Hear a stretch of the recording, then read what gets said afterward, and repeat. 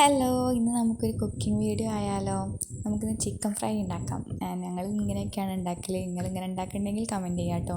ആദ്യം നമുക്ക് വെളുത്തുള്ളി, ഇഞ്ചി, പച്ചമുളക്, മല്ലിച്ചപ്പ് അത് നാലും കൂടി ഒന്ന് അരച്ചെടുക്കുക. എന്നിട്ട് ചിക്കനിൽ നല്ലോണം തേച്ച് പിടിപ്പിക്കുക. പിന്നെ മഞ്ഞൾപ്പൊടി, മുളക് പൊടി, ഉപ്പ്, ആവശ്യത്തിന് നിങ്ങളെ എരിവിനൊക്കെ അനുസരിച്ച് അതും എല്ലാം കൂടെ നന്നായിട്ട് മിക്സ് ചെയ്ത് വെക്കുക കേട്ടോ.